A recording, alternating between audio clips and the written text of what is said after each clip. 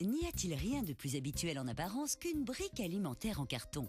Pour les jus de fruits, le lait, les sauces, les crèmes ou encore le soja, l'emballage en carton fait partie du quotidien de tous les moments de la journée et on n'y accorde plus vraiment d'importance.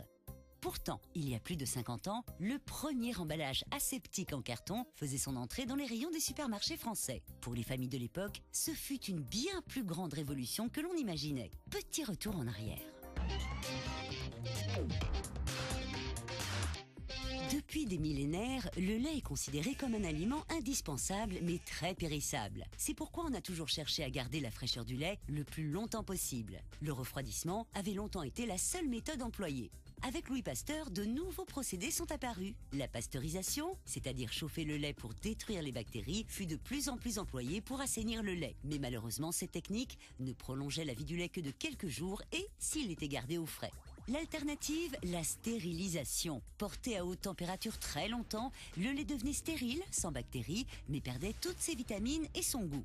Les recherches d'une technique efficace sur tous les plans se sont donc poursuivies et en 1933, les principes de stérilisation UHT, ultra haute température du lait, sont au point. Encore fallait-il trouver un emballage pratique pour le conserver.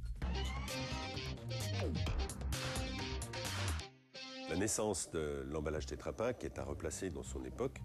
Et à cette époque, le lait était livré directement dans les épiceries ou dans les alimentations générales. Le lait à la maison devait être tout de suite bouilli si on voulait pouvoir le conserver. Donc tout un problème éventuellement de sécurité sanitaire. Après-guerre, l'augmentation de la diversité des produits et des quantités vendues rendait l'utilisation d'emballages en verre compliquée et faisait ressentir le besoin d'autres solutions plus rapides et plus pratiques. Dès lors, une innovation majeure va voir le jour. Un emballage carton de lait rempli en continu. Ce fut l'idée de départ de Ruben Rosing, fondateur de Tetra Pak, à partir d'un tube carton, de faire des emballages remplis sous vide d'air. Les rouleaux de carton sont mis dans la machine, on forme un tube carton, et on vient apporter le produit dans ce tube, et on pince sous le niveau du liquide, dans un sens, puis dans un autre, et on obtient un tétraèdre rempli sous vide d'air, qui va se conserver à température ambiante. Les premiers pains de lingots sont apparus dans la société suédoise bourgeoise des années 1950. Et puis rapidement, ça s'est étendu en Europe, dans l'Europe de l'Ouest, en particulier en milieu urbain, là où, depuis la fin de la guerre, les jeunes couples se sont installés. La femme consacre de plus en plus de temps au travail. Elle a de moins en moins de temps pour les activités domestiques. Et par conséquent, elle a besoin de faire des achats groupés dans ce qui va devenir et qui va se développer dans les supermarchés.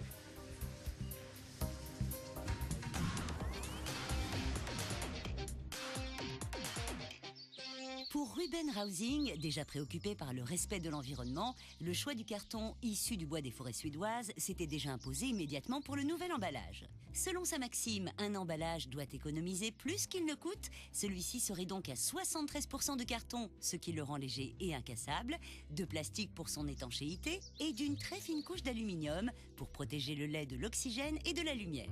Combiné avec un remplissage aseptique en continu, le lait sera ainsi protégé avec un maximum d'hygiène. Ruben Rosing et ses équipes sont arrivés à l'emballage aseptique dans les années 60. Alors un emballage aseptique, qu'est-ce que c'est ? C'est une stérilisation de la machine de conditionnement qui va permettre de conditionner le produit stérile dans un emballage stérile. Le produit peut se conserver à température ambiante pendant plusieurs semaines en gardant toutes ses propriétés, en gardant les propriétés, on pourrait dire, du frais. Et c'est une révolution pour le consommateur.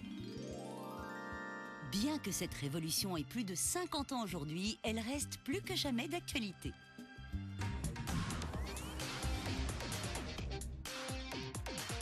La consommation du lait est en augmentation dans le monde. On estime à environ 30% sur les 10 prochaines années l'augmentation du lait et des produits laitiers, du fait de la croissance démographique. On constate également par ailleurs l'émergence d'une classe moyenne plus exigeante en matière de sécurité alimentaire. Il faut savoir que dans de nombreux pays émergents, le lait est encore distribué en vrac, ce qui pose des problèmes d'hygiène. L'emballage aseptique permet de conserver les qualités nutritionnelles et la fraîcheur des produits plus longtemps à température ambiante. Ainsi, on peut exporter du lait ou du jus de fruits vers des pays qui ne disposent pas de structures réfrigérées. On peut ainsi garantir un meilleur accès à l'alimentation. Les autres avancées rendues possibles grâce à l'emballage aseptique, c'est la réduction du gaspillage de nourriture, l'économie d'électricité parce qu'on n'a pas besoin de réfrigérateur, et donc finalement, la technologie aseptique est toujours aussi moderne. Pour qu'un emballage économise réellement plus qu'il ne coûte, l'étude de son impact environnemental est évidemment essentielle. Qu'en est-il réellement ? Le contexte environnemental d'aujourd'hui, c'est une augmentation des déchets dans le monde, c'est aussi une augmentation des émissions de CO2, c'est parallèlement une diminution des ressources naturelles et aussi une envolée des prix de l'énergie. Les axes de travail de Tetra Pak pour améliorer le profil environnemental de ces emballages, c'est d'avoir un emballage 100% fabriqué à partir de ressources naturelles renouvelables, en supprimant l'aluminium, en remplaçant le plastique issu du pétrole par un plastique d'origine végétale. C'est aussi avoir un carton issu exclusivement de bois certifié FSC, qui est le label le plus exigeant en matière de certification forestière. Nous commençons également à mettre des bouchons sur nos emballages qui sont fabriqués à partir de l'éthanol de la canne à sucre et plus issu du pétrole. Il est bon à souligner que nous avons également diminué le poids de nos emballages de 20% en 20 ans. Lorsque l'on fait ses courses, il faut être conscient que l'emballage pèse dans l'impact environnemental de notre consommation et que donc nous avons tous les moyens de faire les bons choix de consommation qui soient plus respectueux de l'environnement. Plus de 50 ans après le lancement du premier emballage aseptique, la brique alimentaire fait partie de notre quotidien et continue de préserver les qualités nutritionnelles des produits qu'elle emballe. Le conditionnement aseptique a été distingué comme l'innovation la plus importante du XXe siècle par l'Institut américain de la technologie alimentaire.